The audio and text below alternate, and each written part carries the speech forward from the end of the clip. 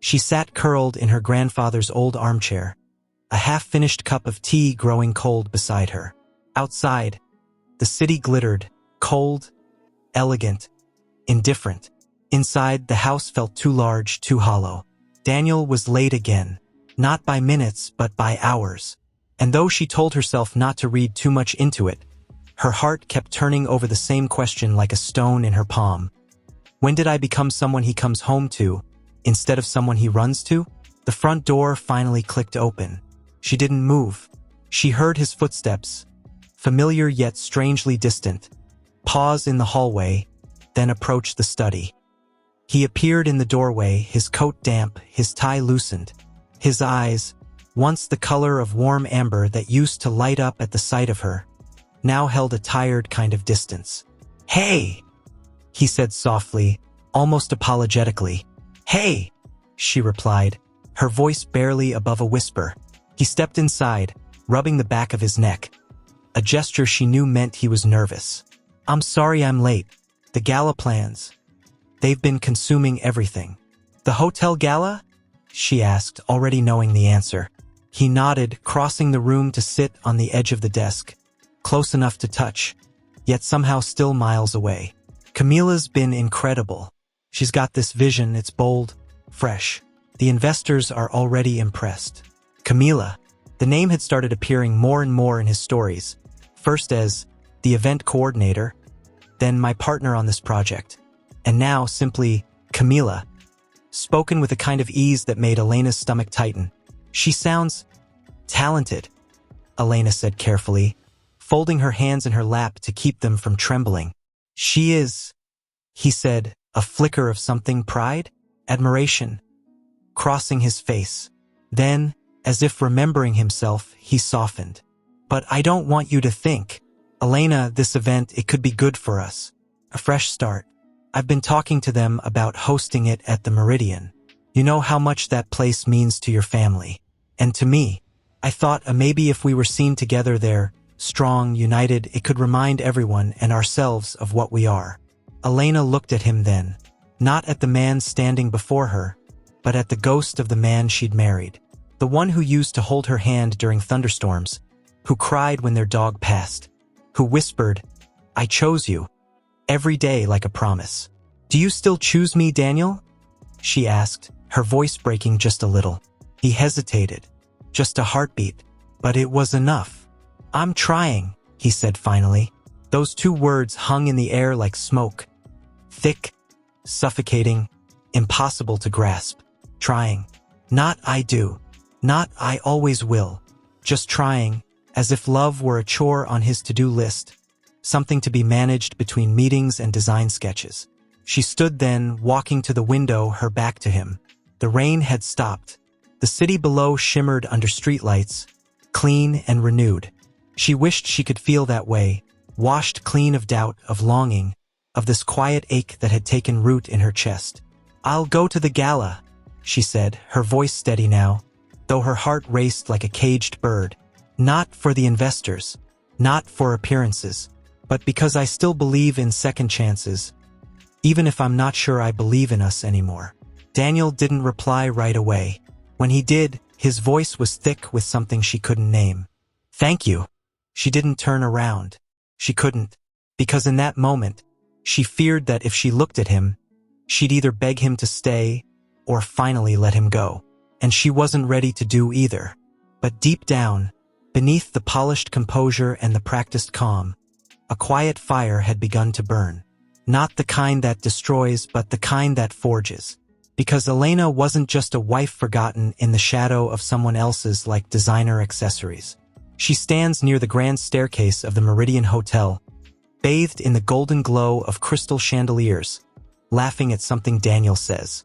Her head tilts back just so, her dark hair catching the light like silk, and the way she touches his arm, brief, effortless, intimate, makes your breath catch in your throat. This is Camila. You've heard the name whispered in hushed tones over dinner, tucked between Daniel's updates about lighting schemes and floral arrangements. But seeing her now, alive, magnetic, present, is different. It's like watching someone else step into a role you thought was yours. You don't move. You can't. You're rooted to the spot near the marble pillar, clutching your untouched glass, heart hammering like it's trying to escape your ribs. Around you, guests mingle oblivious. Laughter swirls like perfume, but all you hear is the quiet unraveling inside you. She's dressed in emerald green, bold, unapologetic, and the color suits her the way confidence does. Not as something worn, but something lived. As she turns, her eyes sweep the room, sharp and observant. And then, just for a heartbeat, she sees you. Her smile doesn't falter. If anything, it deepens. Not cruelly, not triumphantly, but with the quiet certainty of someone who knows she's already won. Daniel follows her gaze. His face shifts, surprise, then something softer, something guilty. He steps toward you, but Camila's hand rests lightly on his forearm, holding him in place for just a second too long. "Elena," he says when he finally reaches you, his voice lower now, careful. "I didn't know you'd come tonight. I wanted to see the space." You reply, your voice steadier than you feel. "It's stunning. It's all Camila," he says, and the pride in his tone is unmistakable. She reimagined the whole layout, even convinced the board to move the gala from the ballroom to the conservatory. You nod, forcing a smile. "She has vision. More than vision," Camila says, gliding over as if summoned by the mention of her name. She extends a hand, elegant, poised. She has patience and belief, especially when others doubt. Her eyes lock onto yours, warm, intelligent, and unervingly direct. There's no malice, which somehow makes it worse. Because if she were smirking, if she were gloating, you could armor yourself. But this feels like kindness wrapped around a blade. "I've heard so much about you," she says. "Daniel talks about you all the time." "Does he?" You want to ask. "Does he mention how we used to dance in the kitchen at midnight? How I held his hand in the hospital when his father passed? Or does he only speak of me as the woman who stays home while he builds a new world with you?" Instead, you say, "And I've heard about you, the creative force behind the season's most anticipated event." You quote the Society magazine article you read 3 times before burning it in the fireplace. Camila laughs, light, musical. "Oh, that was terribly exaggerated, but I do believe in making moments unforgettable." She glances at Daniel, her expression softening. "Some things are worth celebrating properly." The air between the 3 of you thickens. Daniel shifts uncomfortably. "Camila was just about to show me the new lighting in the conservatory," he says, almost apologetically. "Want to come?" You almost say yes, out of pride, out of fear, out of the desperate hope that if you stay close, you might still be part of the story. But then you catch your reflection in the mirrored wall, pale, tense, already fading into the background of their shared world. "No," you say gently. "You two go ahead. I'll stay here for a while." They leave together, shoulders nearly touching, already deep in conversation about gobo projections and ambient soundscapes. You watch them go, your fingers tightening around the stem of your glass until your knuckles ache. A woman nearby whispers to her companion, "Isn't that Elena Moreau, the heiress? I heard things have been complicated." "Shoo," the other replies. "Look at her. She's still standing. And you are. Even though every part of you wants to collapse. Because standing doesn't mean you're unbroken. It means you're choosing, in real time, not to fall." You take a slow breath. The room feels colder now, quieter, but also clearer. Camila isn't just a rival. She's a mirror. And in her confidence, her ease, her presence, you see everything you've let yourself forget. That you, too, deserve to be seen. Not as the wife who waits, but as the woman who leads. You set your untouched champagne on a passing tray. Turn. Walk toward the exit, not in retreat, but in reclamation. The morning sun filtered through the tall windows of the Meridian's executive suite, casting long rectangles of light across the polished mahogany table. Elena sat at the far end, her posture perfect, her hands folded neatly in front of her. Across from her, the hotel's external management team shifted in their seats, uneasy under her quiet gaze. She hadn't spoken yet. She didn't need to. Her presence alone, calm, composed, unmistakably Moreau, had already changed the air in the room. Daniel stood near the window, arms crossed, watching her with an expression she couldn't quite place. Worry? Hope? Guilt? Maybe all three. "Elena," he finally said, voice low, "are you sure about this?" She turned to him, her eyes steady. "You said this gala could be a fresh start, that it could remind everyone, and us, of what we are." She paused, just long enough for the weight of his own words to settle back onto him. "So I'm giving it a chance. We're giving it a chance." He exhaled, something like relief flickering in his chest. "Thank you." "Don't thank me yet," she almost said, but she didn't, because gratitude belonged to moments of grace, and this was strategy wrapped in hope. Later that week, the contracts arrived. Daniel insisted on reviewing every clause with her, his way of proving he was serious, that he wanted her involved. They sat in the library of their home, the same room where they'd once read poetry aloud to each other on rainy Sundays. Now, the only sound was the turning of pages and the ticking of the grandfather clock. "This clause," she said, pointing to a line in the agreement, "gives you full creative control of the event, including guest list and branding." He nodded. "It was Camila's idea. She wants to make it feel personal, intimate, not just another corporate showcase." Elena's fingers stilled on the page. "And the venue branding, the signage, the digital promotions, all approved by the management," he said, not looking up.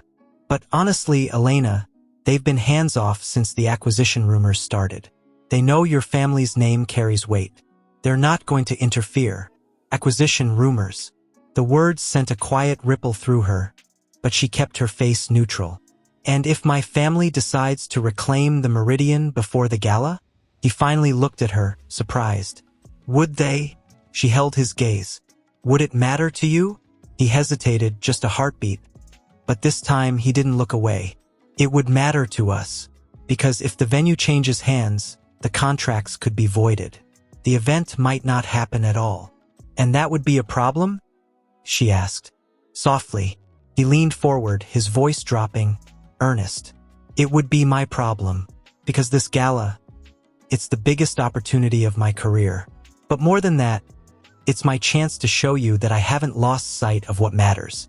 That I'm still the man who fell in love with you in this very room." Her throat tightened. She remembered that night. He'd proposed with a book of Neruda poems, dog-eared at the page that read, "I love you," without knowing how or when or from where. Now he was offering her a gala as proof of love. She signed the contract, not because she believed in the event, but because she needed to see how far the performance would go. 2 weeks before the gala, invitations began arriving in gilded envelopes. Elena received hers like everyone else. No special note, no personal touch. Just her name, embossed in elegant script, Mrs. Elena Moreau. She opened it at breakfast. Daniel watched her from across the table, coffee in hand. "Well?" he asked, trying to sound casual. "It's beautiful," she said, running her finger over the embossed crest. A new logo, sleek and modern. Nothing like the classic Moreau insignia that had graced the Meridian for decades. "They wanted something fresh," he said. "Camila designed it herself." "Of course she did," Elena murmured. That night, she called her grandfather. "I need to know," she said, voice barely above a whisper, "if the board would support a full acquisition of the Meridian." Immediately, there was a long silence on the other end. Then, his voice, gravelly wise, unbending. "Have they made you feel like a guest in your own legacy, me Nina?" Tears pricked her eyes, but she didn't let them fall. "Yes." "Then it's time to come home," he said. "Not as a wife, as a Moreau." She hung up, her pulse thrumming with something she hadn't felt in years. Purpose. The gala was in 12 days, and the stage was already set. Not for Daniel's triumphant return, but for hers. Because when you invite someone into your house thinking they're there to celebrate you, only to realize they've brought someone else to claim your throne, you don't argue. You buy the whole damn venue, and you wait. Night blue, timeless. Not flashy, not desperate, Just her. She hadn't slept in 2 nights. Not since the board had quietly finalized the acquisition. Not since the legal team had sealed every contract, transferred every deed, and ensured that by dawn, the Meridian would once again bear the Moreau name. Not as an echo, but as a declaration. And yet, her hands still trembled as she fastened the clasp of her grandmother's pearl necklace, the one worn at every family milestone for over a century. A soft knock came at the door. "Come in," she said, her voice steady despite the storm inside. Daniel stepped in, dressed in his tuxedo, hair perfectly tousled, the way he knew she used to love. He stopped short when he saw her. "You look," he swallowed, "you look like the Elena I fell for." She met his eyes in the mirror. "Do I?" He stepped closer, his reflection appearing behind hers. "I've missed you," he said, voice rough. "Not the house, not the silence. You, the way you challenge me, the way you see through me, even when I don't deserve it." She didn't turn, didn't move. "Then why did you parade her like she was the answer to everything you thought you were missing?" He flinched. "I didn't." "Don't," she cut in, finally facing him. Her eyes were dry, but burning. "Don't rewrite it now. You made your choices. You let her stand beside you like she belonged there, like I was the ghost." He reached for her hand, but she didn't pull away, nor did she hold on. "I was trying to prove I could be someone," he said, voice cracking. "Someone worthy of your world." "You were already in my world," she whispered. "You just stopped looking at me long enough to see it." A heavy silence settled between them. Outside, the first guests would be arriving soon. Cars would glide up the circular drive. Flashbulbs would pop. Champagne would be poured. And Camila, poised, radiant, certain, would take her place at the center of it all, arm in arm with the man she believed would soon be free. Elena took a slow breath. "I'll go tonight," she said. "Not because I trust you, but because I owe it to myself to face what's been built in my absence." Daniel's eyes filled. "Will you stand with me?" On the stage, during the toast, she studied him. The lines of regret around his mouth, the hope clinging to his voice like a last thread. "I'll be there," she said simply. But she didn't promise where she'd stand. The gala unfolded like a dream stitched with tension. Crystal clinked. Laughter floated beneath the soaring notes of a string quartet. The conservatory, once her grandfather's favorite space, had been transformed into a garden of suspended lanterns and ivory blooms. It was breathtaking and utterly foreign. Elena moved through the crowd like a shadow in silk. No one stopped her. No one bowed. They nodded politely, whispered behind fans and champagne flutes. "Is that her? The wife? How brave of her to come." She found a quiet corner near the old oak doors, the ones her great-grandfather had carved with the family motto, "Honor is built, not borrowed." From there, she watched. Daniel stood near the central fountain, accepting compliments, laughing too loudly. And beside him, Camila. She wore white, not bridal, but victorious. Her smile was warm as she greeted guests, her hand resting lightly on Daniel's sleeve. At one point, she leaned in and whispered something that made him laugh. A real laugh, the kind Elena hadn't heard in months. Camila turned then, as if sensing eyes upon her. Her gaze locked onto Elena's across the room. No smirk, no challenge, just a quiet, knowing nod, like she understood, like she'd already accepted that this night would end exactly as she'd hoped. Elena's chest ached, not with jealousy, but with grief. Grief for the love that had frayed in silence, for the trust that had been worn thin by absence, for the man who now stood beside someone else, thinking he'd found a new beginning, when in truth, he was standing on the edge of an ending he hadn't seen coming. A server passed by with a tray of champagne. Elena took a glass, not to drink, but to anchor herself. Her phone vibrated in her clutch. One message, from her grandfather. "The deed is signed. The venue is yours. The stage is set. Now walk like you own it." She closed her eyes for just a second, then straightened her spine, because the night wasn't over. Applause swelled like a tide. Cameras flashed. Daniel stepped forward with practiced ease, one hand tucked in his pocket, the other offering Camila his arm. She took it, radiant, eyes gleaming, not just with pride, but with something quieter, deeper, certainty. As if this moment had already been written in gilded ink, and she was merely fulfilling her role. Elena watched from the edge of the crowd, her champagne flute cool against her palm. Her heartbeat was steady now, not calm, but controlled, like a clock ticking down to something inevitable. They reached the center of the conservatory, beneath a suspended chandelier shaped like a blooming orchid. Daniel turned to the guests, his voice warm, confident. Thank you all for being here tonight. This gala isn't just about architecture or aesthetics. It's about legacy, about spaces that hold memory, emotion, love. His eyes flickered toward Elena, just once, but she didn't look away. She held his gaze, unblinking, and for a fraction of a second, his smile faltered. Camila stepped forward then, smooth as silk. We wanted tonight to feel intimate, she said, her voice carrying effortlessly, like stepping into a story that's already in motion, because the most beautiful spaces aren't just seen, they're felt. She paused, then added with a tender glance at Daniel. And sometimes, the right person helps you finally see the beauty you've been standing in all along. A murmur of appreciation rippled through the room. A few women dabbed their eyes. Someone whispered, "They're perfect together."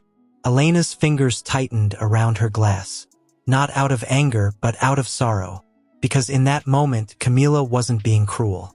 She was being sincere, and that made it infinitely more painful. She truly believed she'd found something real, something lasting. And Daniel?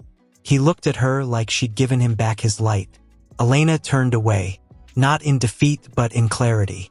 She walked slowly toward the terrace, needing air, needing distance from the performance unfolding in soft lighting and sweet words. The night was cool. The city spread out below like a sea of stars. She leaned against the marble railing, breathing deeply, trying to steady the quiet tremor in her chest. You didn't stay for the toast. She didn't need to turn to know it was him. I heard enough, she said, still facing the skyline. Daniel stepped beside her, close but not touching. She didn't mean it to hurt you. Does it matter? Elena asked softly. Intent doesn't erase impact, Daniel. You stood there, side by side, letting everyone believe she was your future. And you let me sit in the audience like a polite spectator at the dismantling of my own life. He turned to her, desperation flickering in his eyes. I didn't want to lose you. I thought if I could prove I was successful, worthy. Worthy of what? She interrupted, finally looking at him. My money? My name? Or just my forgiveness? He flinched. Of you, Elena. Always you. She let out a breath that was almost a laugh, bitter, hollow. Then why did you make her feel like the prize? Silence stretched between them, thick with everything unsaid. Inside, the music swelled. Laughter rose. The gala continued, oblivious. And then, through the glass doors, Elena saw her. Camila, standing alone now near the fountain, scanning the room. Her smile had faded. Her posture had shifted. She wasn't looking for Daniel. She was looking for her. Their eyes met across the glass. And in that instant, Elena saw something unexpected in Camila's expression. Not triumph, not pity, but a dawning unease. As if the ground beneath her had just trembled, ever so slightly. Elena straightened, because she knew what came next. The acquisition was official, the paperwork sealed. The legal team was already on standby. And in less than an hour, the representative from Moreau Holdings would walk through those doors, not to celebrate, but to reclaim. She turned back to Daniel, her voice quiet but firm. You wanted a fresh start tonight. You'll get one. He frowned. What do you mean? She didn't answer. Instead, she set her untouched champagne on the railing, turned and walked back inside. Not as the wronged wife, not as the silent observer, but as the heir returning home. And this time, when the crowd parted as she passed, it wasn't out of pity. It was out of respect, because something in her bearing had changed. The girl who once waited in the shadows had vanished. In her place stood a woman who no longer needed to be seen, because she already owned the room. And the night? Why, Camila's breath hitched, just slightly, when she saw her approaching. Elena didn't walk toward Daniel. She didn't seek confrontation. She simply moved through the space with the quiet authority of someone who had always belonged.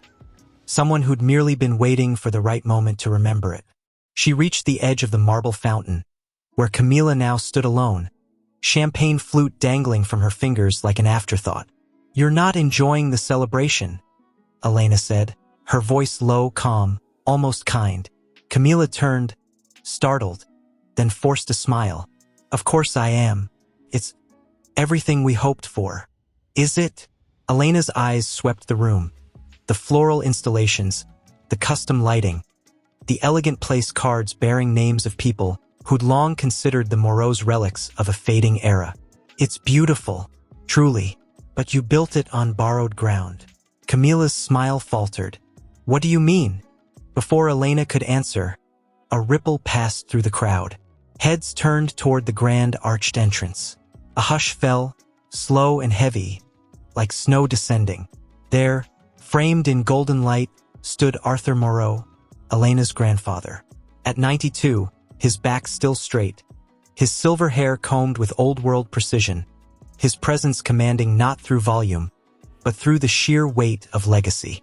Beside him walked Victoria Chun, the sharp-eyed CEO of Moreau Holdings, her black suit immaculate, a single leather folder tucked under her arm. Gasps whispered through the room like wind through dry leaves. Daniel appeared at Elena's side, eyes wide. "What's happening?" Elena didn't look at him. She kept her gaze forward, her voice barely audible. "You invited the world into my house, without realizing it was still mine." Arthur stepped forward, his cane tapping once against the marble, a sound that silenced even the last strains of music. All eyes turned to him, including Camila's, including Daniel's. "Good evening," Arthur said, his voice rich with the accent of another century, yet clear as crystal. "Thank you for honoring this historic venue with your presence." A polite murmur of applause followed. He paused, then added, "Which is why I feel it only right to inform you. Effective this morning at dawn, the Meridian Hotel has been fully reacquired by the Moreau family. All previous management contracts, partnerships, and event agreements are hereby under review by our legal division." The room didn't just go quiet, it froze. Camila's face drained of color. Her fingers tightened around her glass until her knuckles turned white. "But the gala will proceed as scheduled," Victoria interjected smoothly, stepping forward with a serene smile. "Out of respect for our guests. But please understand, any branding, signage, or public attribution associated with tonight's event must be revised before morning. The Moreau name does not share its home." A wave of murmured shock rolled through the crowd. Cameras, once pointed at Daniel and Camila, now swiveled toward Elena. Daniel turned to her, voice raw. "You knew. All this time, you knew." Elena finally looked at him, not with anger, not with triumph, but with a sorrow so deep it felt like grace. "I gave you a chance to choose me without an audience. You chose to perform instead." Camila stepped forward, trembling slightly. "Elena, I never wanted to hurt you." "I know," Elena said gently, "but wanting and doing aren't the same thing." She turned to her grandfather, who gave her a small, proud nod. Then, without another word, she began to walk, not toward the exit, but toward the center of the room, where the stage stood beneath the orchid chandelier. Victoria followed, handing her a microphone. Elena didn't need to raise her voice. Everyone was already listening. "Tonight was meant to be a celebration," she began, her tone steady, clear. "And it still is. Not of a single event, not of one person's vision, but of a legacy that has withstood time, silence, and even betrayal." She glanced at Daniel, then at Camila just for a second. "Some of us forget that belonging isn't claimed through proximity. It's earned through stewardship, through respect." She paused, letting the words settle. The Meridian isn't just a venue. It's a promise my family made to this city generations ago, to build spaces where stories are honored, not staged, where truth matters more than spectacle. She set the microphone down, and just like that, the gala didn't end. Transformed.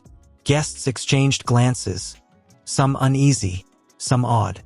A few began to applaud slowly at first, then with growing strength.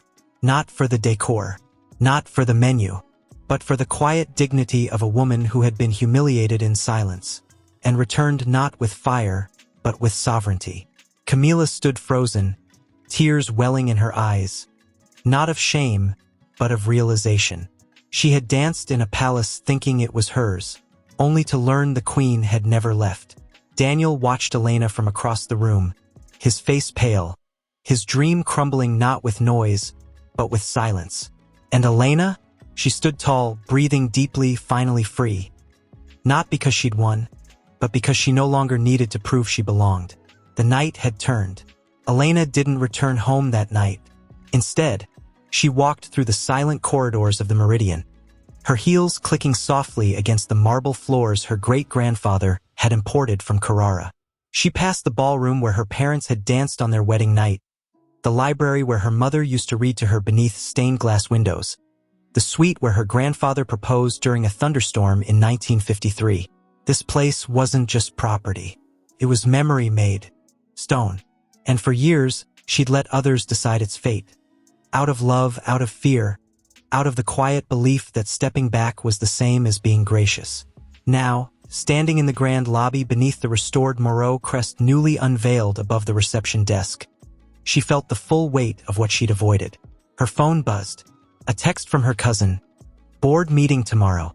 9 a.m. Grandfather says you're leading. She stared at the message, her thumb hovering over the screen. Leading. Not attending. Not observing. Leading. A door creaked open behind her. She turned. Daniel stood in the archway to the east wing, still in his tuxedo, sleeves rolled up, eyes red-rimmed and raw. He looked less like the polished architect of the evening and more like the boy who'd once held her hand after her father's funeral. Lost, but trying. You stayed, he said, his voice rough. I live here now, she replied, not unkindly. He stepped closer, hands in his pockets. I didn't know they were buying it back. I know, she said. That's what scares me most. You didn't even think to ask who owned the ground you were building your future on. He flinched. I thought I was building something with you. You were building something for you, she corrected gently. And you used my home as the stage. He looked down, then back up, his voice cracking. Do you hate me? Elena exhaled slowly. No, but I don't trust you anymore. And trust isn't rebuilt in a night. It's earned in silence, in choices no one sees. He nodded, swallowing hard. What happens now? I take my place, she said, her voice firming. Not as Daniel Moreau's wife, as Elena Moreau, heiress, steward, and soon, CEO.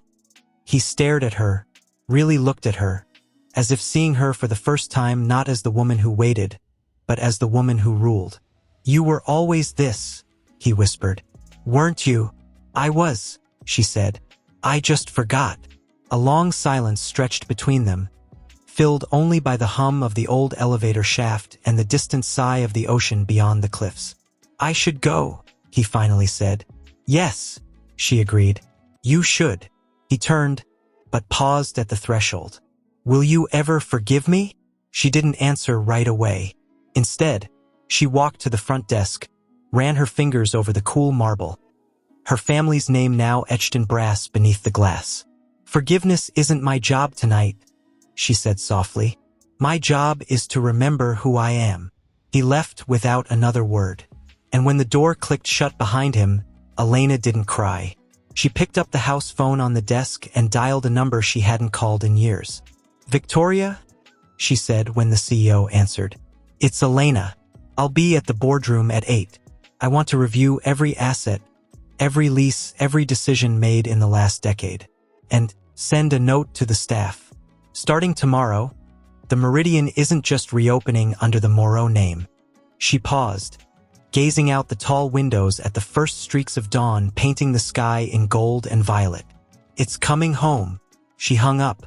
Then, for the first time in months, she walked up the grand staircase. Not as a guest, not as a wife hiding in plain sight, but as the heir returning to her throne. And the house, after all these years of silence, seemed to sigh in relief, because some legacies aren't inherited. They're reclaimed. And Elena? Arthur sat by the fireplace, a wool blanket draped over his knees, a steaming cup of tea beside him. He didn't look up when she entered. He didn't need to. He'd been waiting. "You're late," he said, voice gravelly but sharp. "Only by 7 years," she replied, her tone light, but her heart heavy. He finally turned, his pale eyes locking onto hers, eyes that had watched empires rise and fall, and still held the quiet fire of a man who built one from nothing. He gestured to the chair across from him. "Sit." She did. For a long moment, neither spoke. The only sound was the crackle of the fire and the distant cry of gulls over the sea. Then, softly, he said, "You let them turn your home into a stage. You let a stranger wear your husband's attention like a medal. You let the world think the Moreau name was fading." Elena's throat tightened, but she didn't look away. "I thought love meant stepping back, giving space." "Love means standing firm," he corrected, his voice rising just enough to carry the weight of truth. "You confuse gentleness with weakness, Menina. Your mother did the same, and look where it left her, respected, yes, but silent, forgotten in rooms she built." The word struck like a match to dry tinder. She remembered her mother's quiet dinners, her unspoken opinions, the way she'd vanish into the background so her husband could shine. Elena had told herself she was being noble, but now she saw it for what it was: surrender. "I didn't want to be the woman who demands," she whispered. "And yet," Arthur said, leaning forward, "you are the woman who owns. There's no shame in claiming what is yours. The shame is in letting fear convince you that you don't deserve to hold it." Tears pricked her eyes, but she blinked them back. "Not here. Not now." He reached into the pocket of his robe and pulled out a small key, old, tarnished, engraved with a single letter, M. "This opens the vault beneath the east wing," he said, placing it on the table between them. "Not the one with the gold or the deeds.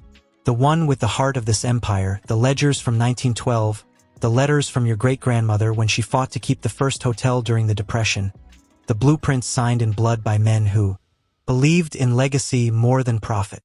Elena stared at the key, her breath catching. "It's yours," he said, "not because you're my granddaughter, but because last week, when the world watched you stand in that room while your husband paraded another woman like she was the future, you didn't crumble. You didn't scream. You reclaimed." His voice softened. "That's the moment I knew you were ready." She reached for the key. Her fingers trembled as she closed them around it. It was cold, heavy, real. "What do I do now?" she asked, her voice barely above a whisper. Arthur leaned back, a ghost of a smile touching his lips. "You stop being the wife who waits, and you become the woman who builds." Outside, the fog began to lift. Sunlight spilled through the tall windows, gilding the dust in the air like promise. Elena stood, the key clenched in her palm like a vow. And for the first time, she didn't feel like she was stepping into someone else's legacy. She felt like she was finally writing her own chapter. One where love wasn't measured in silence, but in sovereignty. One where her name wouldn't be whispered in pity, but spoken with reverence. She turned to leave, but paused at the door. "Grandfather." "Yes. If I fail?" He met her eyes, unflinching. "Then you'll fail with honor, and you'll rise again. That's what Moreaus do." She nodded. Victoria Chand stood by the window, arms crossed, lips pressed in a line that said she'd already chosen a side. And it wasn't the one with the heir who'd spent years on the sidelines. Elena didn't open with pleasantries. She didn't apologize for her absence. Instead, she placed a single sheet of paper on the table, clean, stark, final. "The meridian is ours again," she said, her voice calm but carrying through the room like a bell. "Effective immediately, All third-party management contracts are terminated. We're bringing operations in-house. A murmur rose. One director, Mr. Harlan, a man who'd overseen acquisitions since before Elena was born, leaned forward. "With all due respect, Ms. Moreau," he said, voice dripping with polite condescension, "you've never managed a single asset. Daniel's gala alone generated $2 million in pre-event partnerships. Are you prepared to forfeit that goodwill?" Elena met his gaze. "Goodwill built on borrowed floors and borrowed names isn't goodwill. It's illusion." Victoria finally turned. "Then what's your plan?" Elena stood. She walked to the digital screen at the far end and tapped her tablet. An image appeared, the Meridian's conservatory, but not as it was during the gala. This version was warmer, bathed in soft light, filled not with socialites, but with women in conversation, artists sketching, students reading. In the corner, a small plaque read, "The Elena Moreau Center for Reconnection." "I'm not just reclaiming a hotel," she said. "I'm redefining its purpose. Starting next month, the Meridian will host monthly residencies for women rebuilding their lives. After loss, after betrayal, after silence. We'll partner with foundations, not fashion brands. We'll measure success not in profit, but in healing." Silence. Then Harlan scoffed. "Sentimental and financially reckless." "Perhaps," Elena said, unmoved. "But my great-grandmother opened the first Moreau Hotel in 1912 to shelter women displaced by war. She didn't ask if it was profitable. She asked if it was right." She turned to face them all, her voice dropping but gaining strength. "I spent years believing that stepping back was grace, that silence was strength. But legacy isn't preserved by watching from the shadows. It's protected by standing in the light, even when your hands shake." She paused, then added, "And as of today, I am assuming full operational control of the Meridian and all affiliated properties. Not as a figurehead, as CEO." Gasps, whispers. One woman actually smiled.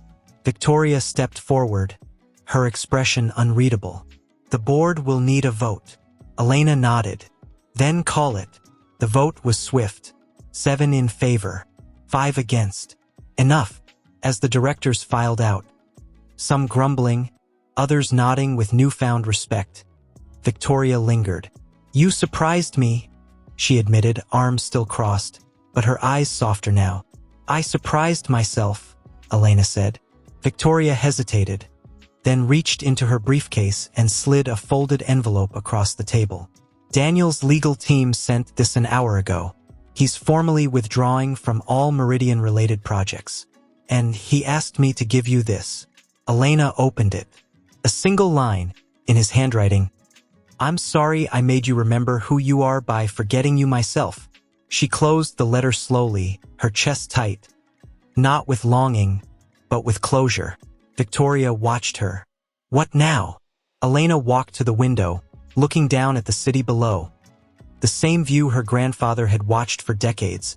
The same view where dreams were built and broken daily. "Now," she said, "we return the Meridian to its soul." And as the sun climbed higher, casting golden light over the skyline, the empire didn't just change hands.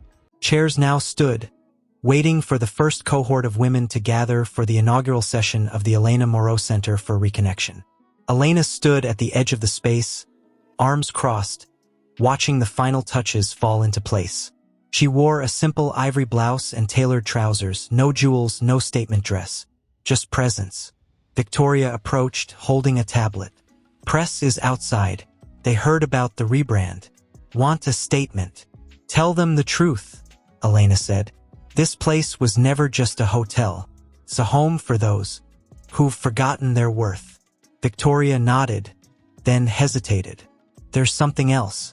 Daniel's name came up in the final contract audit. His firm still holds a licensing clause on the architectural redesign of the East Wing.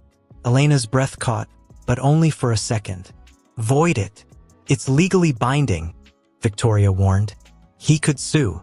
"Let him," Elena said, her voice steady. "I'd rather face a lawsuit than keep a single blueprint drawn by someone who treated my home like a stepping stone."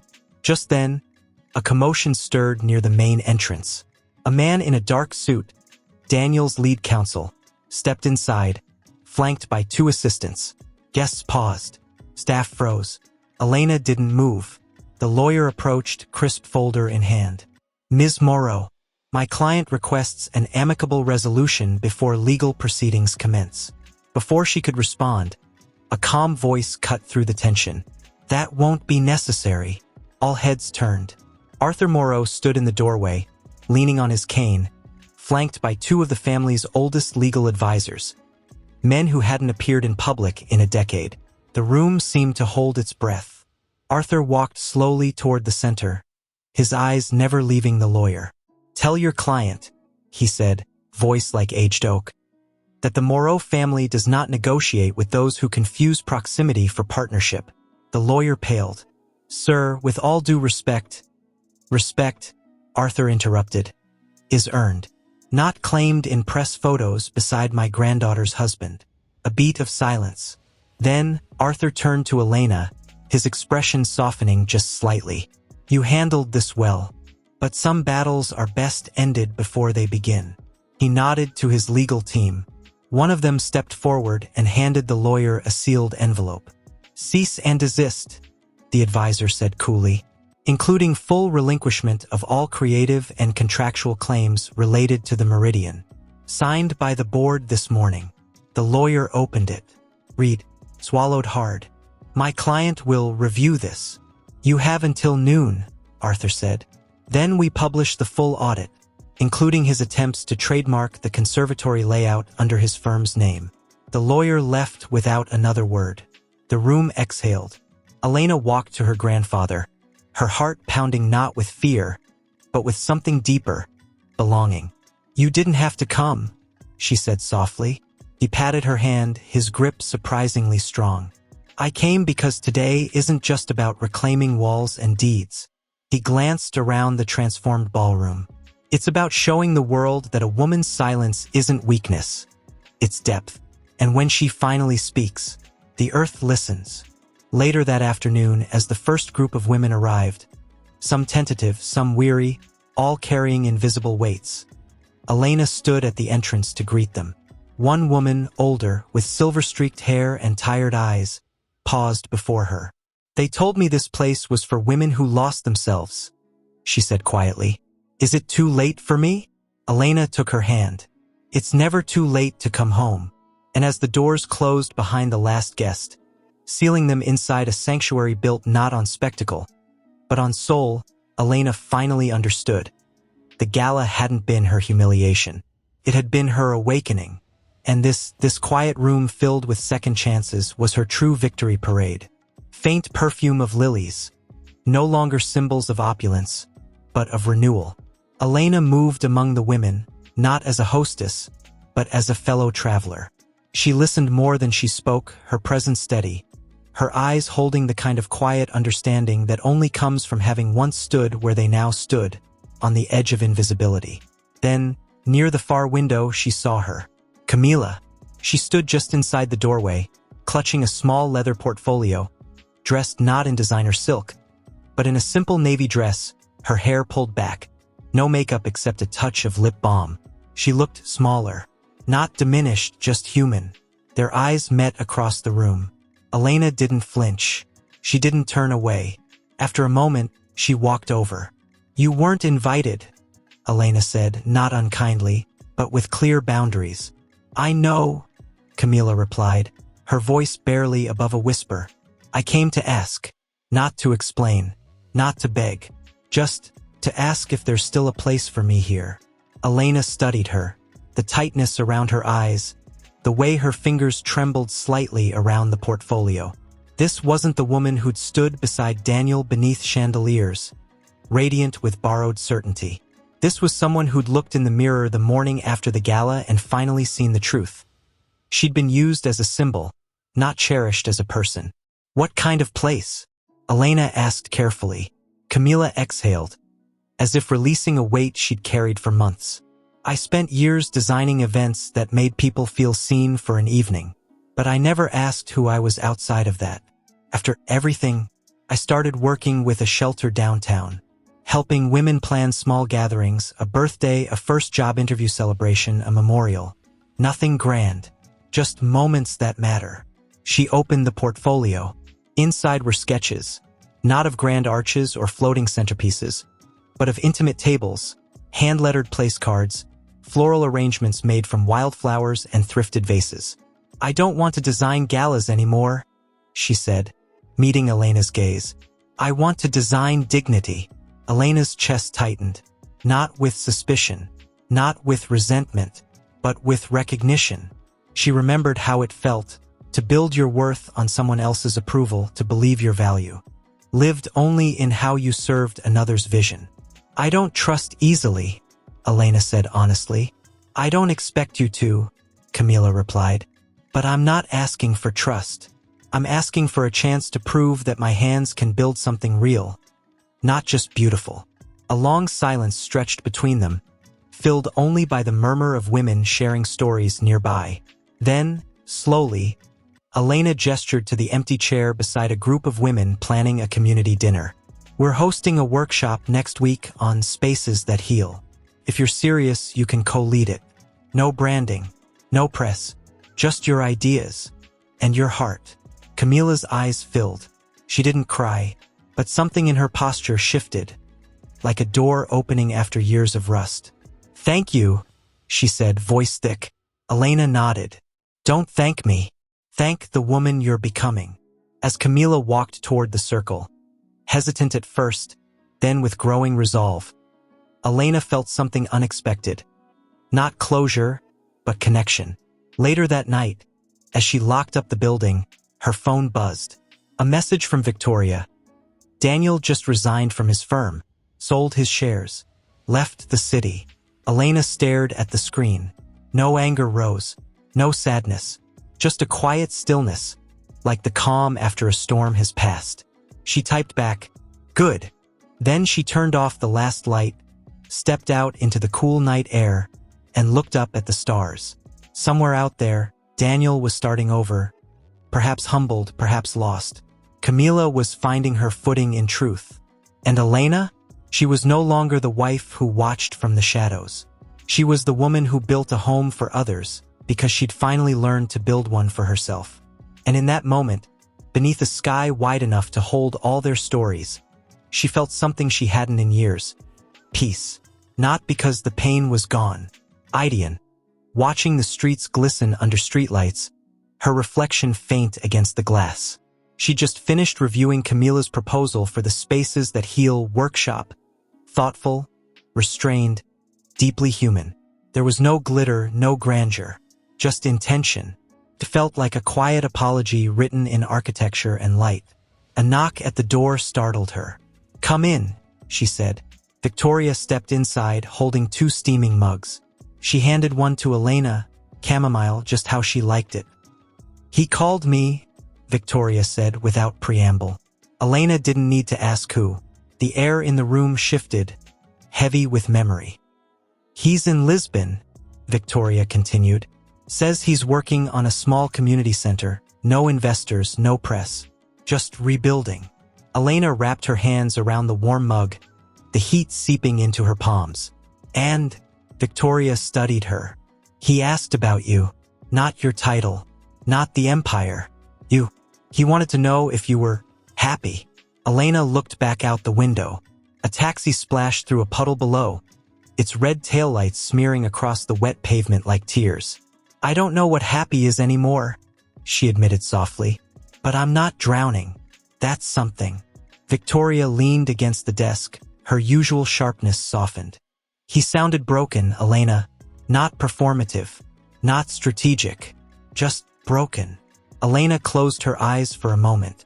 She remembered the way Daniel used to hum while sketching, the way he'd bring her coffee exactly how she liked it without being asked, the way he held her the night her mother died, silent, present, just there. Love doesn't vanish because betrayal arrives. It lingers, in the spaces between memories, in the ghost of a touch, in the echo of a voice you once trusted with your whole heart. But presence isn't enough. Not when absence has already carved canyons between you. "I hope he finds peace," Elena said finally, opening her eyes. But I can't be his path to it. Victoria nodded. He didn't ask you to be. Silence settled between them, comfortable now, like old friends who've weathered storms together. Then, quietly, Victoria added, he also said something else. That the night of the gala, he thought he was celebrating his future. Instead, he watched it walk away in a midnight blue dress and never looked back. Elena's breath caught, not because she missed him, but because she finally understood. His greatest loss wasn't her love. It was his own integrity. And some losses no amount of distance can fix. She turned from the window, walked to her desk, and opened the bottom drawer. Inside lay a small box. Daniel's cufflinks, the ones he'd worn the night they married. She hadn't touched them in years. Without a word, she picked up the box, walked to the fireplace in the corner, and placed it on the stone shelf, visible but untouchable. A relic, not a reminder of love, but of a lesson. I'm not his punishment, she said to Victoria, more to herself than anyone. And he's not mine. Outside, the rain slowed to a drizzle. The city exhaled. And Elena? She sat back at her desk, opened her laptop, and began drafting the opening remarks for next week's workshop. Words not about pain, but about possibility. Not about what was lost, but what could still be built. Because healing doesn't mean forgetting. It means choosing every single day to build something true. Sketching, talking, laughing in low, healing tones. Camila moved among them, offering quiet guidance, her presence calm, her confidence earned, not assumed. Elena stood near the back, observing, arms crossed, a small smile tugging at her lips. She'd been right to give her a chance. Not because Camila deserved forgiveness, but because she'd chosen to grow. Then, a figure appeared in the arched doorway, drenched, coat dripping, eyes hollow. Daniel. He hadn't called, hadn't emailed, hadn't sent a letter. He'd simply shown up, like a ghost stepping out of the rain. The room fell silent, not out of shock but out of respect. These women knew pain. They recognized it in others. Camila froze, brush in hand. Victoria, who'd been reviewing budgets at a side table, stood slowly, her expression unreadable. Elena didn't move. Daniel stepped inside, water pooling at his feet. He looked older, thinner. The polish of ambition had been stripped away, leaving only raw humanity. I know I shouldn't be here, he said, voice rough, barely audible over the storm outside. But I needed to see it. To see you, not as the woman I lost, but as the one you've become. Elena finally walked forward, stopping a few feet away. You don't get to decide what you see here, Daniel. This space isn't for you. I know, he said, eyes glistening. But I needed to stand in it, even if just for a minute, to understand what I walked away from. He looked around at the women, at the handmade centerpieces, at the walls now adorned with quotes from poets and survivors, not stock photos of luxury.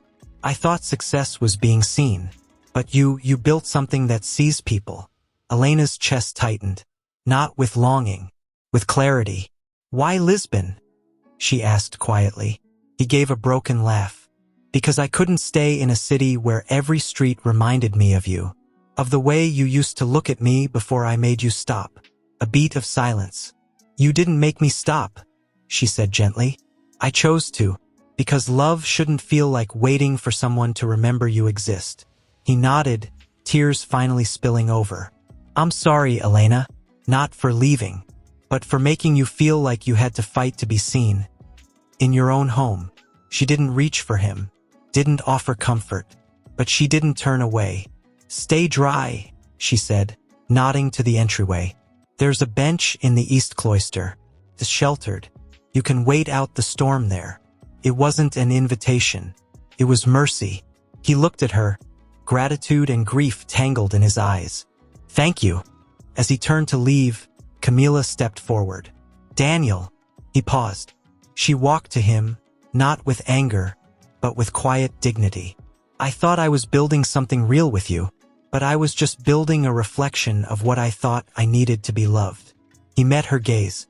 I'm sorry I let you believe that. You're not the villain. she said softly. We were both lost, but I'm finding my way. I hope you do too. He nodded, then walked out into the hallway, shoulders slumped but head slightly higher. Elena watched him go, not with regret, but with peace. Victoria approached, holding 2 dry towels. You handled that like a queen. I'm not a queen, Elena said, taking a towel. I'm a woman who finally stopped kneeling. Later that night, after the storm passed and the last guest had left, Elena stood alone in the cloister. The bench was empty, but a single origami crane, folded from a page of architectural blueprints, rested on the seat. She picked it up. On the wing, in Daniel's handwriting, one word, forgive. Not, forgive me. Just, forgive. As if he understood now that forgiveness wasn't about him, it was about her freedom. She placed the crane on the windowsill, where the morning light would find it. She no longer sat at the head of a boardroom table. She sat among her team, Victoria, Camila, a handful of young women from the first cohort of the center, now trained as community liaisons. The energy in the room wasn't corporate. It was collaborative, human. The Lisbon project is moving forward, Camila said, sliding a tablet across the table. Daniel's community center just received full municipal approval. They broke ground last week. Elena glanced at the image. A modest 2-story building with large windows and an open courtyard. Nothing flashy. Nothing performative. Just space made with care. She didn't feel a pang. Not anymore. Just a quiet acknowledgement. He's finally building something real. Victoria leaned forward. He included a note in the press kit. Said the design philosophy was inspired by a woman who taught him that true legacy isn't claimed. It's cultivated. A small silence settled over the room. Elena looked up, her voice calm. Good. Let his work speak for him now, not his presence in ours. She turned the conversation back to their own plans.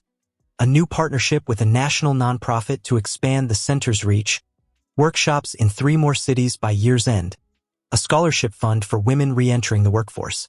After the meeting, Camila lingered, holding a sealed envelope. He sent this, she said, handing it to Elena. Asked me to give it to you only when I felt the time was right. Elena studied the envelope. No return address. Just her name in familiar handwriting. She didn't open it. Not yet. Instead, she walked with Camila through the garden courtyard. Once a staged photo op zone for galas, now filled with herb beds, reading nooks, and a mosaic fountain crafted by the women of the center. You've changed, Camila said softly. Not just the place. You. Elena smiled. So have you. I used to think my worth was in being chosen, Camila admitted, running her fingers over a rosemary plant. Now I know it's in choosing myself, my values, my truth. Elena stopped walking. That's the lesson this place was built to teach. They sat on a stone bench beneath a blooming magnolia. For the first time, there was no tension between them, only understanding, forged in fire and tempered by time. Finally, Elena opened the envelope. Inside was a single sheet of paper. No apology, no plea, just a quote, typed, not handwritten, by poet Rainer Maria Rilke. Perhaps all the dragons in our lives are princesses who are waiting to see us act, just once, with beauty and courage. Perhaps everything that frightens us is, in its deepest essence, something helpless that wants our love. Beneath it, in Daniel's hand, I was your dragon. You were my princess, but you didn't slay me. You freed me. Thank you. Elena's breath caught, not because she missed him, but because she saw, finally, how broken he'd been, how desperate to be more than his ambition, and how her strength had given him the mirror he needed to see himself. She folded the letter gently. He's healing. Camila nodded. So are we. That evening, as golden hour bathed the courtyard in soft light, Elena stood before a small gathering. Women from the first cohort, staff, a few press members invited to cover the center's impact. She hadn't planned to speak, but something moved her. I used to believe that being the good wife meant staying silent, she began, her voice clear and warm. That dignity was in enduring. But true dignity isn't passive. It's choosing every day to honor yourself, even when it costs you something. She looked at Camila, then at Victoria, then at the women who'd rebuilt their lives within these walls. The meridian isn't mine, she said. It's ours, because healing doesn't happen in isolation. It happens in community, in courage, in the quiet moments when we decide we're worth more than the roles others assign us. Applause rose, not loud, but deep, the kind that comes from the soul. And as the sun dipped below the rooftops, casting long shadows that no longer gone were the mirrored walls that once reflected only curated perfection. In their place stood floor-to-ceiling windows overlooking a meditation garden, where lavender and sage grew in neat rows, tended by hands that once trembled with uncertainty. The grand ballroom had been reborn as a flexible gathering space. Part lecture hall, part art studio, part sanctuary. Its walls lined with stories written by the women who'd found refuge here. Victoria joined her, holding 2 cups of tea. The press is calling it the most radical act of legacy reclamation in a decade. Elena smiled faintly. I didn't do it to be radical. I did it because I was tired of spaces that made women feel like guests in their own lives. Inside, the soft hum of preparation filled the air. Today was the official public opening, not a gala, but a community day. Local artists would display work created in the center's programs. A shared meal would be served, cooked by graduates of the culinary empowerment track. And later, under string lights and a clear spring sky, women would share stories. Not of trauma alone, but of transformation. Camila appeared at the terrace doors, wearing a simple linen dress, her hair loose, her eyes bright with purpose. The mural's finished, she said, voice thick with emotion. Elena followed her inside. In the heart of the main hall, where Daniel's gala had once dazzled with imported orchids and hired applause, now stood a breathtaking mural painted by 6 women from the center. At its center, a tree with deep roots, its branches cradling silhouettes of women of all ages, ethnicities, and stories. One figure stood slightly apart, not separate, but leading, hand outstretched not to command, but to invite.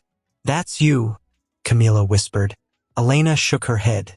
It's all of us. A young woman, barely 20, eyes still shadowed by recent loss, approached shyly. Ms. Moreau? I was in the shelter downtown. Camila helped me plan my first job interview here. I got the position. I start next week. Elena took her hands. What's your name? Lena. Welcome home, Lena. Later that afternoon, as children laughed in the courtyard and elders shared wisdom on woven rugs, Elena found herself alone for a moment in the old conservatory, the very spot where she'd once watched her husband parade another woman like a trophy. Now, sunlight streamed through climbing jasmine.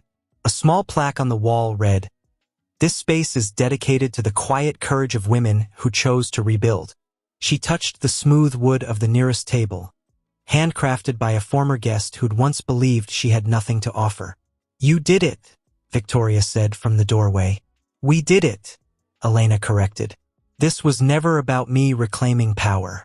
It was about returning power to the women who'd been taught to shrink. Victoria stepped closer. Your grandfather would be proud. Elena looked out at the courtyard, where Camila was helping Lena adjust the placement of a ceramic sculpture, her first public art piece. He'd say it's not enough to own the building.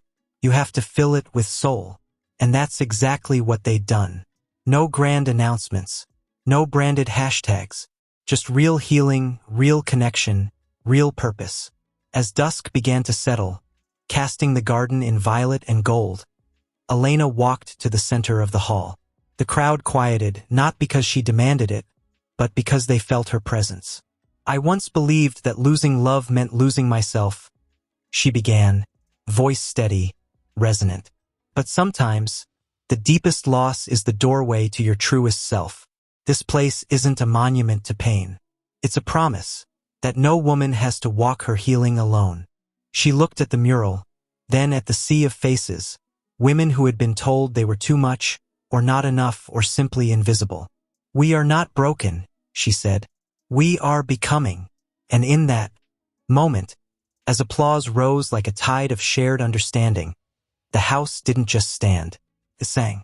Because legacy isn't measured in wealth or fame. It's measured in the lives you help lift and the spaces you build where others finally feel seen. And Elena Moreau? Camila had just been named Director of Outreach. Victoria sat on the board of 3 nonprofits. And Elena? She no longer introduced herself as Daniel's wife or even the heiress. She was simply Elena Moreau, architect of spaces, steward of second chances. She was in her office, reviewing plans for a new satellite campus, when Victoria appeared in the doorway, expression unreadable. "He's here," she said. Elena didn't look up immediately. She finished signing the last page, set down her pen, and finally met Victoria's gaze. "Where?" "East Cloister. Same bench." A quiet sigh escaped her. Not dread, not anger, just the weight of something long deferred. "I'll go," she said. She didn't rush. She walked slowly through the halls that now echoed with laughter, purpose, and the murmur of women teaching each other how to breathe again. The cloister hadn't changed. Still stone, still sheltered, still holding the ghosts of conversations that altered lives. Daniel stood when he saw her. He wore a simple gray coat, no tie, his hair shorter, his eyes clearer. He looked like a man who'd stopped performing and started living. "You've done something extraordinary," he said before she even reached him. She stopped a few feet away. "I built what should have always been here." He nodded. "I read about the national expansion, saw the documentary, the mural. It's stunning." "It's theirs," she said gently. "Not mine." Silence stretched, but it wasn't heavy. It was honest. "I came to say goodbye," he said finally. Elena raised an eyebrow. "You're leaving again?" "I'm moving to Kyoto," he said. "A small firm there invited me to design transitional housing for women rebuilding after family collapse. No press, no investors, just quiet work." She studied him, the absence of ego in his posture, the humility in his voice. This wasn't the man who'd once used her name to open doors. This was someone new, forged in regret and redeemed by choice. "I'm glad," she said. He looked at her then, really looked, not with longing, but with reverence. "I don't expect forgiveness, Elena, but I needed to tell you, you saved me. Not by staying, but by walking away with your head high. You showed me that love without respect is just noise." Her throat tightened, but she held his gaze. "I didn't do it for you. I know," he said, a faint smile touching his lips. "That's why it worked." He reached into his coat and handed her a small envelope. Thick paper, hand-stamped with a crane. "My final design," he said, "for a garden in Kyoto. I called it the Moreau Courtyard. Not to claim you, but to honor what you taught me. That the most powerful spaces aren't the ones that dazzle. They're the ones that heal." She took it, didn't open it. "Not yet. Will you ever come back?" he asked. "I don't know," she said truthfully. "But you don't need me to. You've found your own ground." He stepped forward, not to embrace her, but to bow slightly, old world, respectful, final. "Thank you," he whispered, "for being the woman who didn't break." Then he turned and walked away, down the path, past the lavender beds, through the arched gate, and out into the world he was finally learning to inhabit with integrity. Elena stood alone for a long time, the breeze rustling the cherry blossoms above. She opened the envelope. Inside was a delicate ink sketch. A stone courtyard, surrounded by bamboo, with a single bench beneath a maple tree. In the corner, etched in tiny script, "For the woman who taught me that silence can be strength, and space can be love." She folded it carefully and placed it in the pocket of her blazer, next to her grandfather's old key. Not as a keepsake of what was lost, but as a reminder of what was possible. Because some goodbyes aren't endings. They're blessings in disguise. And as she walked back into the heart of the center, where women were laughing, creating, becoming, she knew. She hadn't just survived the storm. Intergenerational healing, watching a circle of women, some in their 80s, others barely 18. Paint ceramic tiles for a mosaic that would line the entryway of the new Detroit satellite. Among them sat Camila, her hair now streaked with silver at the temples. Laughing as a teenager showed her how to blend cobalt and white to capture the exact shade of a winter sky. Elena leaned against the doorway, arms crossed, heart full in a way that no boardroom triumph had ever touched. Later, as the group packed up, Camila approached, holding a thick envelope with no return address. Only a Kyoto postmark and a single crane drawn in ink. "He sent it last week," Camila said, handing it over. "I thought you should see it before the board meeting." Elena opened it slowly. Inside was a photograph. Daniel standing in a small courtyard in Kyoto, snow falling gently around him. Behind him, stone paths curved beneath bare maple branches, and in the center, a bench beneath a sheltering pine. Etched into the stone wall beside it, in both English and Japanese, "In honor of those who rebuild in silence." Tucked behind the photo was a letter. "Elena, the garden is finished. Every morning, women come to sit, to write, to simply be. No one knows its name's origin. And that's how it should be. Legacy isn't about being remembered. It's about making space for others to remember themselves. I don't write to re-enter your life. I write to thank you for giving me the courage to build one worthy of yours. D." Elena folded the letter, her breath visible in the cold air, her eyes glistening.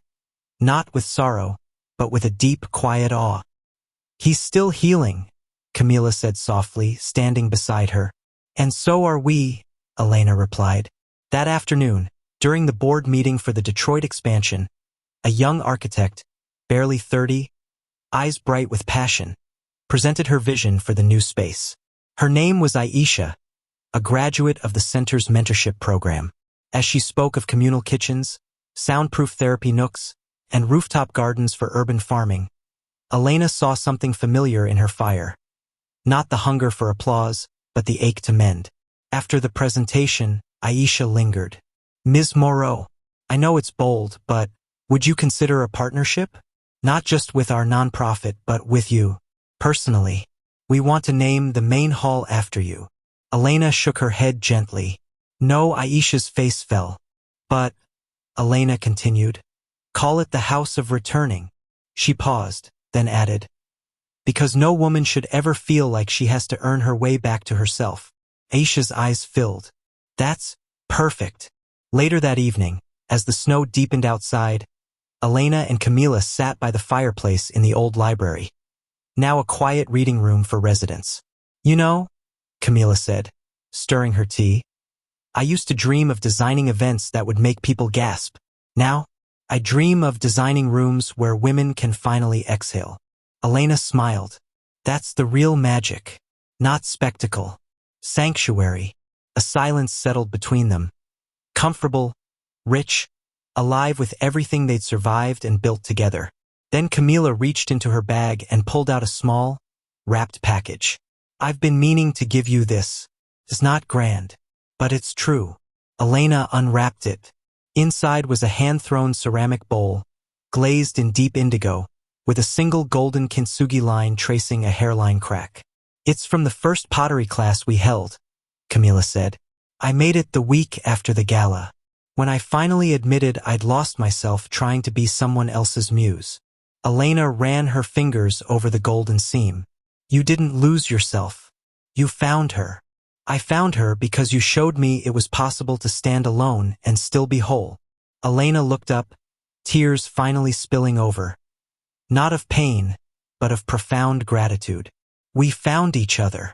Outside, the snow continued to fall, blanketing the city in stillness. And inside, two women who had once been pitted against each other by a man's choices now sat side by side. Not as rivals, not as survivors, but as co-creators of a world where healing wasn't hidden, but honored. Around the world seeking to understand how space can hold both grief and grace. Tonight was the inaugural Legacy Gala. Not the kind Daniel had orchestrated, dripping in borrowed luxury, but one designed by the women of the center themselves. Tables were adorned with wildflowers grown in the on-site greenhouse. Centerpieces were handmade journals filled with poems by residents. and instead of a red carpet, a path of luminarias led guests through a garden of ceramic tiles, each one etched with a single word: courage, stillness, enough, begin. Elena wore no diamonds, just the pearl necklace her grandmother had given her, and a simple dress the color of dawn. She hadn't planned to speak, but as the final guest took their seat, a delegation from Kyoto's Women's Coalition, there to formalize a partnership with Daniel's garden project, she felt a quiet pull toward the microphone. Victoria gave her a knowing nod from the front row. Camila, now co-director of Global Partnerships, smiled from beside Aisha, who was holding the hand of a teenager from Detroit, her first mentee. Elena stepped onto the low platform, the room falling into a hush that wasn't expectant, but reverent. I once believed that being humiliated in public meant I had lost, she began, her voice clear, calm, carrying the weight of years lived with intention. I thought victory meant silencing the woman who stood beside my husband, or forcing the world to see me as the wronged wife who struck back. She paused, letting the memory hover, like the ghost of that gala night, now transformed. But real victory, she continued, isn't in parading your pain or punishing those who caused it. Real victory is building something so beautiful, so necessary, that your pain becomes a doorway, not a wall. A ripple of quiet affirmation moved through the room. I didn't reclaim the meridian to erase what happened here. I reclaimed it to prove that even the most wounded spaces can become sanctuaries, if we have the courage to return to them with open hands instead of clenched fists. She looked at Camila, then at the Kyoto delegation, then at the mosaic wall behind her, where hundreds of tiles now formed a single phrase: "We rise together. Some of you came here broken. Some came angry. Some came empty. But you didn't stay that way. You planted gardens in your grief. You turned silence into song. And in doing so, you taught me the truth I'd forgotten. That a woman's worth isn't proven in the spotlight. It's revealed in the shadows she dares to walk through, and then light for others." Her voice softened, but didn't waver. So tonight, we don't celebrate perfection. We celebrate presence. We don't honor the absence of pain. We honor the courage to keep building, even while it lingers.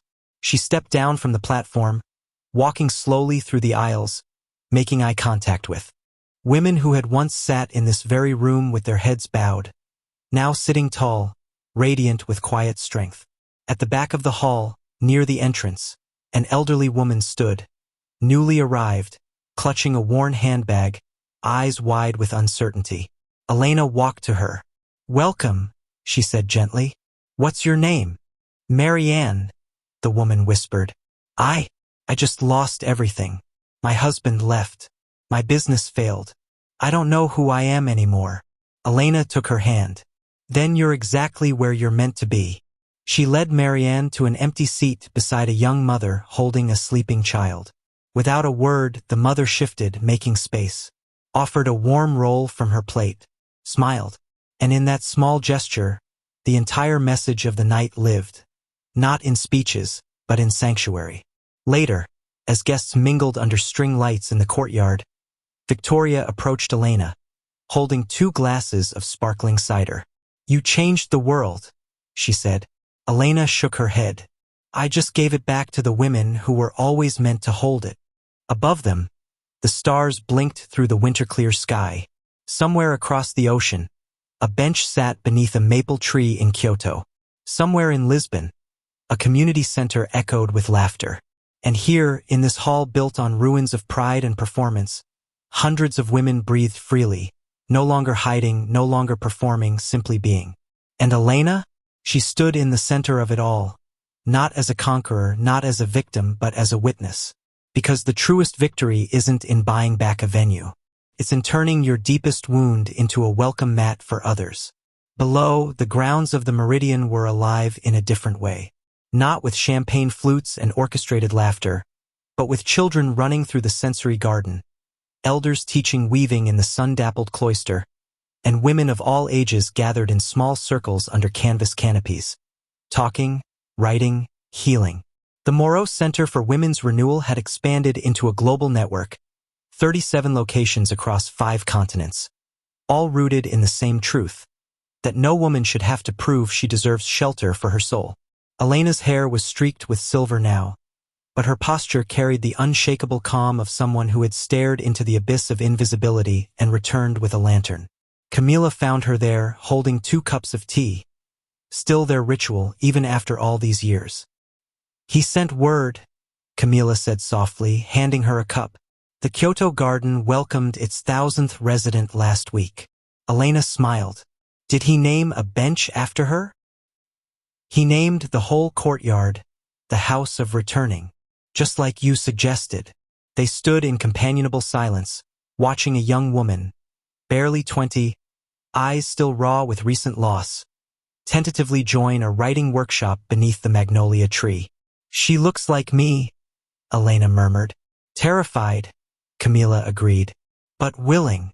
Aisha approached then, now director of international programs, her presence commanding yet warm. "The delegation from Lagos is here. They want to break ground next month." "And the curriculum?" Elena asked. "Built entirely by graduates, just like we taught them." Elena nodded. This was the real inheritance. Not the hotels, not the name, but the method. That healing is co-created, not bestowed. Later that afternoon, as golden hour bathed the courtyard in warmth, Elena walked slowly through the main hall. The mural had grown. New figures added each year, each one painted by a woman who'd found her voice here. In the center, the original tree now bore fruit. Ceramic apples glazed in gold, each inscribed with a word: enough, voice, home.